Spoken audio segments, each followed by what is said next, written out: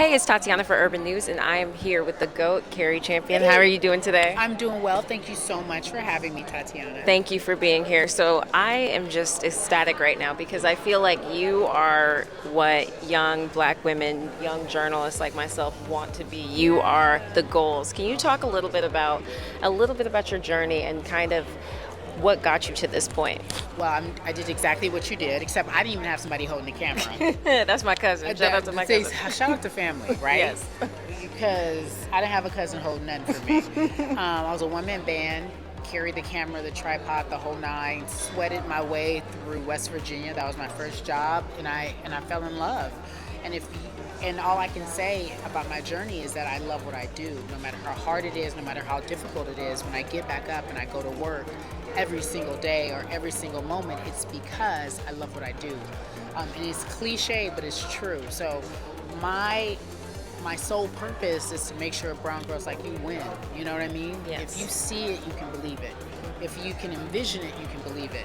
And I'm not perfect. You could hang out with me tomorrow and be like, shit on my nerves. But the reality is that you have to take into consideration the struggles, the lessons that I had to learn, the doors that I had to beat down, and the opportunities that I had to pass by or ignore in order to find myself in a position where I can speak so freely to you and tell you that everything is attainable. Yeah. So, I started off in local news. I made it to network, which is not necessarily difficult to do, but to me, it was just the thought. I had envisioned everything that I'm doing up until this point, which is interesting, right? But I had visioned me going to network, and I just put power to thought. Mm-hmm. It was manifested. Everything that I'm doing is manifested. I see it, and I'm like, that's probably where I'll be. Yeah. And that's what I encourage you to do. See it, and then manifest it, but put power towards that thought.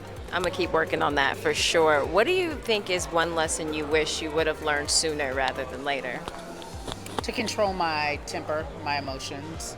I think as a black person in America, as one of my favorite authors would say, James Baldwin, to be, and I'm paraphrasing, to be a black person in America and fairly aware, right? I'm going to use the word aware, whether it be woke or conscious, is consistently frustrating. And the older you get, the more you realize that opportunities are being taken from you based on not necessarily your ability, but because they just can be of your skin color, right? People are marginalizing you because you've been marginalized. Yeah. And when I really understood it, growing up in California shielded me from that a lot.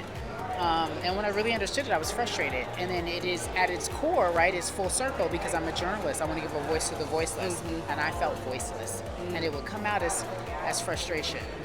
And there's a happy measurement of being frustrated and being chill. Yeah. And there's a nice balance of the two. Yeah. And I think once you master that in this world, sky's the limit. Absolutely. Okay, and for my last question, what's up with you and Chris Evans? Anything yet?